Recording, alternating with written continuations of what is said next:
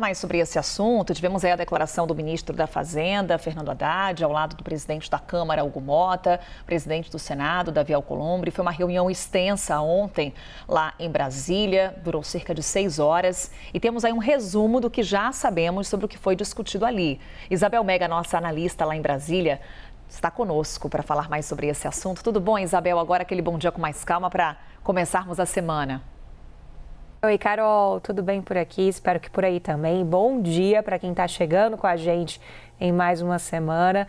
A semana já não começou calma, digamos assim, né, Carol? Com uma série de medidas sendo anunciadas. A gente vai ter essa segunda-feira para entender melhor. Deve ter coletiva também da equipe econômica para a gente ir digerindo juntos qual que é o impacto para a economia e também para a política a partir dessas medidas. Temos aqui primeiras impressões, né, nesse domingo atípico aí em Brasília, Isabel. Pelo que acompanhamos de declarações de Haddad, de Hugo Mota, de Davi Alcolumbre, temos o Congresso e o governo alinhados? Carol, essa é a tentativa, né? O governo vai recuar em parte das medidas do IOF, diminuindo consideravelmente a arrecadação que estava sendo prevista com os anúncios das últimas semanas, que aumentavam ou engordavam os cofres públicos em até cerca de 20 bilhões de reais. Esse valor vai cair bastante para cerca de 7 bilhões de reais, segundo a equipe econômica da CNN Brasil, que estava presente em peso ali acompanhando os desdobramentos dessa reunião, que de fato foi bem demorada, Carol. Foram 6 horas de conversas, teve pré-reunião, muito a se digerir de fato sobre ponto a ponto, né? Então, antes da gente entrar um pouco na reflexão política sobre isso, só trazer um pouco mais aqui de detalhamento no que a Gabriela Vera estava já contando para a gente a respeito desse encontro, né? Dividiria em 2 momentos, Carol, em relação à parte econômica, né? A gente tem medidas que vão sendo anunciadas, propostas pelo governo, que algumas já na linha do que estava sendo esperado, já estava sendo ventilado. O Congresso, por exemplo, estava defendendo bastante que você olhasse mais atentamente para a questão das bets, então você vai ampliar a taxação de 12% para 18% sobre a receita bruta dessas empresas. Esse é um primeiro ponto. O outro primeiro ponto, que também a gente tem que ver como é que vai ser a recepção hoje da repercussão.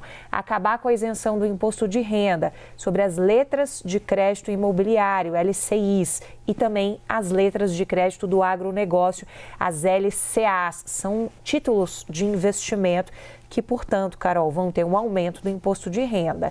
Outro ponto, aumentar a contribuição social sobre lucro líquido, a CSLL, para instituições financeiras. Hoje, num patamar de 9%, é ampliado para 15%. Isso beneficiava, por exemplo, as fintechs. Fica extinto, vai ter bastante impacto, vão ser tributadas, então, em 15%.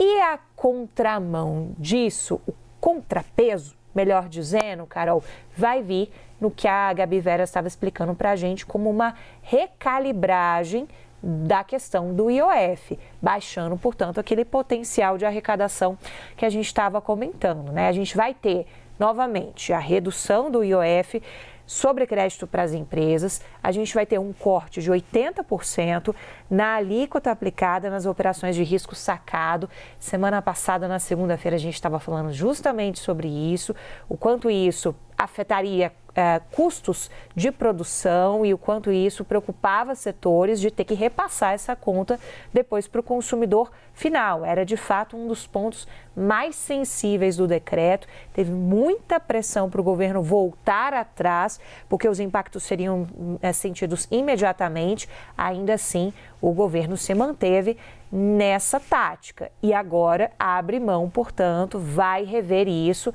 porque anunciou essas outras medidas. Redução também do IOF sobre seguros de vida com prêmio por sobrevivência, como o VGBL, Carol. Então, sintetizando aqui um pouco o que foi anunciado e o que não foi anunciado. Ao longo de todo o final de semana, Carol, a gente ouviu muita queixa do Congresso Nacional, do setor produtivo, de chamar a atenção para o governo fazer seu dever de casa e propor medidas para a redução do gasto público. Isso veio neste momento? Não veio de forma clara, Carol. Isso vai ficar como tarefa para o Congresso Nacional. E aí são várias medidas que são ventiladas como cardápio. E aí que a gente entra nesse ponto que está aqui embaixo na nossa tarja. Hugo Mota quer atuar como uma espécie de fiel da balança nesse pacote de ajuste fiscal. Hugo Mota foi para cima do governo, Carol, e você que está nos assistindo, para dizer, o executivo, não adianta a gente ficar trabalhando nessas medidas, pensando para 2025, tentando mitigar os impactos para que lá no final do ano a gente consiga dizer cumprimos a redução do déficit, do déficit fiscal, a gente conseguiu cumprir a meta do déficit zero, se do outro lado a gente não trouxer também essas medidas estruturantes. Qual que é a cobrança do Congresso Nacional, Carol? Você tem que olhar para a correção de gastos, por exemplo, previdenciários, você tem que desindexar saúde e educação, você tem que trabalhar melhor essas questões estruturantes de fato, de uma maneira que você possa limitar o crescimento dos gastos públicos. É essa a conta que não está fechando e que o Hugo Mota está tentando puxar para si essa responsabilidade. Então é interessante a gente observar que até aqui isso não veio como um saldo forte dessa reunião super longa de ontem. Isso ainda deve vir pela frente com esse papel sendo colocado diretamente para o Congresso Nacional, porque de dentro do governo, sobretudo nas áreas que mexem com questões sociais, a gente está falando de previdência, a gente está falando de saúde, a gente está falando de educação, isso é tido como um tema muito sensível.